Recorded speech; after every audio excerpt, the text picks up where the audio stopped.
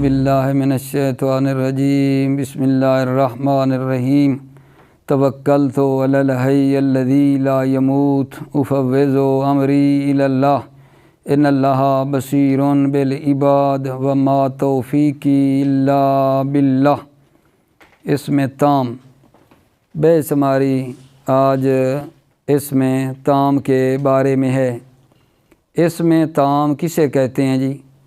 اسم تام اسم کی اس حالت کو کہتے ہیں جس حالت کے ہوتے ہوئے اسم دوسری چیز کی طرف مضاف نہ ہو سکے۔ دوبارہ عرض کرتا ہوں، اسم تام کسے کہتے ہیں؟ اسم تام اسم کی اس حالت کو کہتے ہیں کہ جس حالت کے ہوتے ہوئے اسم دوسری چیز کی طرف مضاف نہ ہو سکے۔ اور اسم جو ہے نا چار حالتوں میں میرے عزیزو تام ہوتا ہے، صحیح ہے نا؟ یعنی اسم تام کی کیا علامت ہے، کیسے پتہ چل جائے ہمیں کہ یہ اسم تام ہے؟ اسم تام چار حالتوں میں تمام ہوتا ہے اور تمیز کو نسب دیتا ہے۔ چار حالتوں میں تام ہوتا ہے جی۔ نمبر ایک، اسم تام ہوتا ہے تنوین کے ساتھ، تنوین کے اوپر اسم تام ہوتا ہے۔ کیا ہے تنوین؟ لفظی ہو چاہے تنوین تقدیری ہو۔ لفظی کی مثال جی، جیسے عرض کروں ما فی السماء قدر رہۃ سحابا، آسمان میں ہتھیلی برابر بھی بادل نہیں ہے۔ محل شاہد کیا ہے؟ رہتن ہے۔ رہتن کے والی جو تنوین ہے یہ اسم تام ہے، اور اس نے تمیز کو نسب دیا کس کو؟ صحابن۔ صحابن تمیز ہے، اس کو رہتن نے کیا کیا ہے؟ نسب دیا ہے۔ یہاں تنوین کیا ہو گئی؟ تنوین لفظی ہے، مطلب ہے واضح آ رہی ہے، رہتن لگی ہوئی ہے۔ یا تنوین کیا ہوتی ہے؟ تقدیری ہوتی ہے۔ اسم تام ہوتا ہے تنوین پہ، یا تنوین لفظی ہوگی یا تنوین تقدیری ہوگی۔ تقدیری جیسے آہدا عشرہ رجلن، ٹھیک ہے؟ آہدا عشرہ جو ہے نا اس پر تنوین تقدیری ہے، اور یہ اسم تام ہے، اس نے تمیز کو نسب دیا ہے، رجلان کو نسب دیا ہے۔ بس اسم تام کی پہلی علامت کیا ہے جی؟ تنوین کے ساتھ تام ہوتا ہے، چاہے تنوین لفظی ہو یا تنوین تقدیری ہو۔ دوسری یہ ہے کہ اسم تام کی علامت یہ ہے کہ اسم تام نا نون تثنیہ کے ساتھ تمام ہوتا ہے۔ نون تثنیہ، ٹھیک ہے؟ مثال دیتا ہوں، نون تثنیہ یعنی جب ہو نا تو وہ اسم تام سمجھیں۔ جیسے جی اندی کفیزان برن، کفیزان، یہ جو نون تثنیہ ہے یہ اسم تام کی علامت ہے۔ نون اسم تام کس سے تام ہوتا ہے؟ نون تثنیہ سے۔ اندی کفیزان برن، یہ جو برن تمیز ہے اس کو نسب کس نے دی؟ کہیں گے کہ کفیزان ہے۔ کفیزان کی جو نون ہے نا، یہ یہاں کفیزان اسم تام ہے اور نون پہ اوپر تمام ہو رہا ہے، اور اس نے مثلاً برن کو نسب دی ہے۔ دو چیزیں بھائی ہو گئیں، ٹھیک ہے؟ اور تیسری چیز کہ اسم تام جو ہوتا ہے وہ کون سی حالت ہوتی ہے؟ اسم تام ہوتا ہے نون جمع یا مشابہ نون جمع کے اوپر نا اسم تام ہوتا ہے اور تمیز کو نسب دیتا ہے جی، ٹھیک ہے؟ مثلاً مثال پہ ذرا دھیان دیں، حل ننبئکم بالاخسرین اعمالا، بالاخسرین، ٹھیک ہے؟ حل ننبئکم بالاخسرین، یہ اکثرین جو ہے، ٹھیک ہے؟ یہ نون کیا ہے؟ یہ نون جو ہے نون جمع ہے، اور اس نے کیا دیا ہے؟ وہ جو بعد میں آ رہا ہے، حل ننبئکم بالاخسرین اعمالا، اعمالا کو نسب کس نے دی ہے؟ اس اکثرین نے۔ یا اچھا جی مشابہ نون جمع، مشابہ نون جمع سے مراد یہ ہے عزیزو کہ عشرون سے لے کر تسعون تک، ٹھیک ہے نا؟ عشرون، تسعون، اربعون، خمسون، ستون، ثمانون، تسعون کی یہ جو آگے نونیں ہیں نا، ٹھیک ہے؟ 20، 30، 40، 50، 60، 70 کی عربی والی، مثلاً یہ نون کو کیا کہتے ہیں؟ مشابہ جمع کی نون کہتے ہیں۔ مشابہ مطلب ہے جمع کی نون کے مشابہ ہے، یہ اس پہ بھی اسم تام ہوتا ہے اور یہ تمیز کو نا نسب دیتا ہے، ٹھیک ہے، مثلا اندی عشرون درہمن، اسم تام کس پہ ہو رہا ہے جی؟ عشرون پہ۔ کیوں عشرون اسم تام ہے؟ کیونکہ ہم نے کہا ہے کہ اسم تام ہوتا ہے نون پہ، نون پہ، نون جمع، یہ جمع کی نون ہے، مشابہ نون جمع ہے، تو اس پہ تمام ہو گیا ہے۔ اور عشرون جو آگے درہمن آیا ہے، عشرون نے اس درہمن تمیز کو نسب دی ہے، ٹھیک ہے۔ اور چوتھی چیز جی، اسم تام ہوتا ہے اضافہ سے، یعنی مضاف الیہ سے۔ جب مضاف الیہ آ جاتا ہے نا، مضاف کا مضاف الیہ، تو اس پر اسم کیا ہوتا ہے؟ تام ہو جاتا ہے۔ جیسے اندی مل اوہو اصلا، مل مضاف ہو رہا ہے ہو کی طرف، مل اوہو یہ اسم تام ہے، اور اصلاً جو تمیز ہے اس کو اس نے کیا دیا جی؟ نسب دی ہے۔ اسم تام تمیز کو نسب دیتا ہے۔ پھر بس ایسے بہت ہی مختصر، ٹھیک ہے، دوبارہ عرض کر رہا ہوں، ذرا غور فرمائیں۔ اسم تام کی بات کی ہے کہ اسم تام کیسے پتہ چلتا ہے؟ اسم تام ہے 4 حالتوں میں اسم تام ہوتا ہے، تنوین کے ساتھ، چاہے تنوین لفظی ہو یا تقدیری، نون تثنیہ کے ساتھ، نون جمع کے ساتھ، اور مضاف جب الیہ ذکر ہو اضافت کے صورت میں تو وہ اسم تام ہوتا ہے، اور اس جو ہوتا ہے وہ کیا کرتا ہے بھلا؟ تمیز کو نسب دیتا ہے۔ یہ ہے اسم تام جی۔ اس کے بعد میرے عزیزو ہے اسم کنایہ از عدد۔ اسم کنایہ جو عدد سے کنایہ ہو، اسم جو کنایہ ہو عدد سے، اس کی 2 قسمیں ہوتی ہیں، کم و قضا۔ جو مثلا نا عدد سے کنایہ ہے اس کی 2 قسمیں ہیں، کم اور قضا۔ پھر آگے نا کم کی 2 قسمیں ہوتی ہیں، کم میں استفہامیہ اور کم میں خبریہ۔ کم میں استفہامیہ اور قضا نا تمیز کو نسب دیتے ہیں۔ جیسے مثلا کم رجلاً عندکا، کم یہ کم استفہامیہ ہیں، عندی قضا درہمن، کم میں استفہامیہ ہو یا یہ جو قضا ہے یہ تمیز کو کیا دیتے ہیں؟ نسب دیتے ہیں۔ اور کم خبریہ کی تمیز، کم خبریہ کی جو تمیز ہے وہ کیا ہوتی ہے؟ مجرور ہوتی ہے۔ کم خبریہ کی تمیز مجرور ہوتی ہے، اور کبھی کبھی کم خبریہ کی تمیز پر جو ہے من بھی لگا ہوا ہوتا ہے۔ جیسے جناب کم من ملکن فی السماوات، اور جو بتایا کم خبریہ کی تمیز جو ہے مجرور ہوتی ہے، کم مالن انفقتو، کم دارن بنیتو، اور کم خبریہ کی تمیز پہ جب من آتا ہے تو وہ مثال دی ہے کم من ملکن فی السماوات۔ یہ الحمدللہ 2-3 چیزوں کا اکٹھا خلاصہ نا بیان کر دیا ہے، ٹھیک ہے۔ وہ کیا جی؟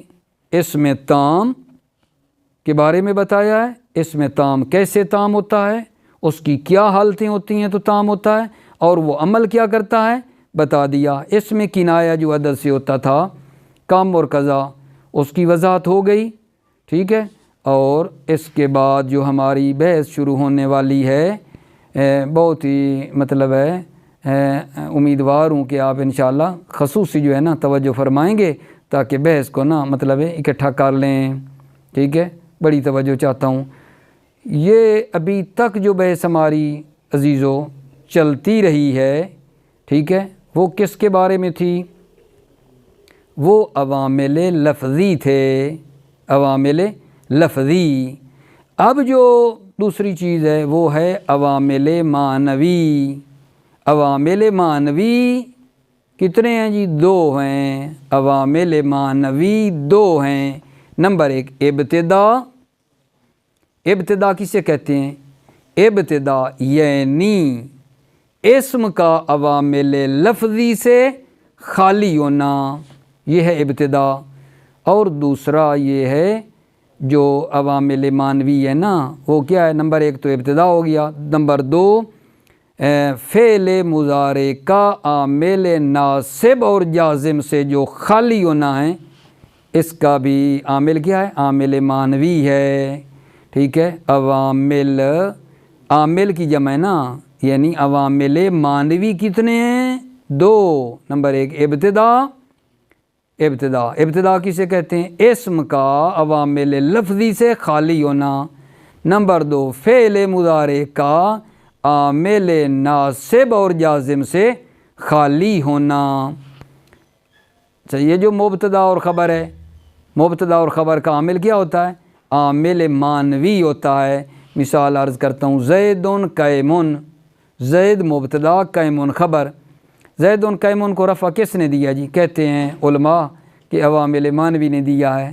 ٹھیک ہے، عوامل معنوی سے کیا مراد؟ ابتدا، یعنی پیچھے کوئی عامل نہیں ہے۔